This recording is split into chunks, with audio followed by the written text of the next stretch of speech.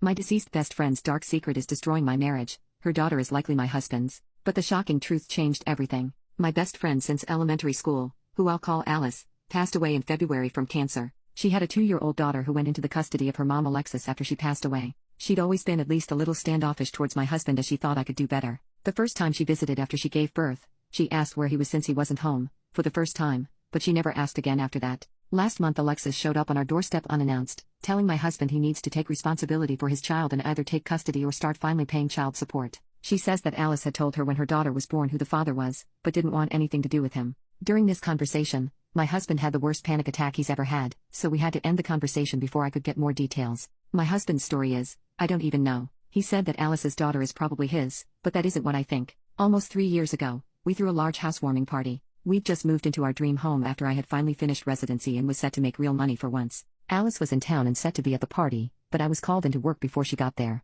I didn't return until after 3 a.m. when the party was winding down. My husband was passed out upstairs, and Alice had already left the party, which at the time I found strange as we hadn't seen each other in months. My husband claims he woke up in the middle of the night to Alice on top of him, but he passed out again before he could say anything. He claims he never told me because he was worried I wouldn't believe him. He showed me some texts he sent his best friend the next day asking for his advice about him thinking someone roped him, but if he cheated, he could have had that conversation as evidence, especially since he never said Alice specifically. Ever since the party, he has been very distant from Alice, and after she had her daughter, he would even find excuses not to be around the house when she would visit at all. I don't know if that's because he cheated or if Alice did rope him, and this was his trauma response. Update 1. I've realized that my husband is being truthful. My best friend roped him. Several people pointed out that with Alice not liking my husband, if it was an affair, she would have told me when she was dying, if only to separate us. I was there, in the room while she passed. I held her hands for days, we talked about so much. If it was just an affair, she would have told me. But if she roped my husband, she wouldn't have said a word. That's the type of thing horrible people take to the grave. I've also realized I made a terrible mistake by asking my husband to leave for a few days while I gathered my thoughts.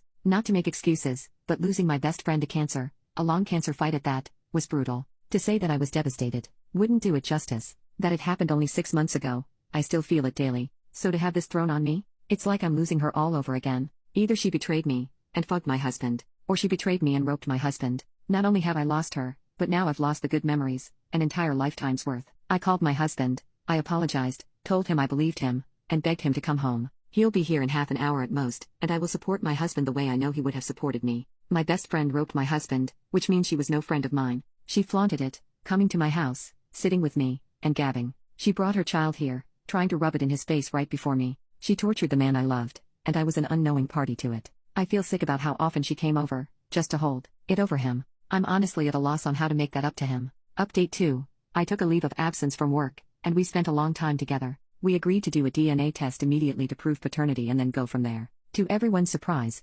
Alice's daughter is not my husband. We ended up testing twice, both very, very definitive. The first test we performed ourselves, as mentioned, and another after Alexis refused to believe the first test and took my husband to court for child support. Alexis says that Alice told her my husband was the father under strict confidence, demanding that she never tell me or my husband. We were only ever to be told if Alexis died before Alice's daughter was old enough to take care of herself so that she wouldn't end up in foster care. The only reason Alexis came to us then, instead of keeping that secret, is because Alice's life insurance wasn't being released yet, and she was out of options. She also felt I should know my husband and her daughter had had an affair. Alice did enough damage, and I don't particularly plan to be around anymore. My husband and I have gone through a lot of counseling, and will likely continue for a while. This whole situation damaged us both, my husband more obviously, and I don't think we'll fully heal for a very long while. I do, however, have some good news. During my leave of absence, while my husband and I rediscovered what makes us love each other the most, I got pregnant. We're expecting our first baby, a girl, in a little over 3 months, and my husband and I are ecstatic. And no, we will not be naming her after my dead ex-best friend.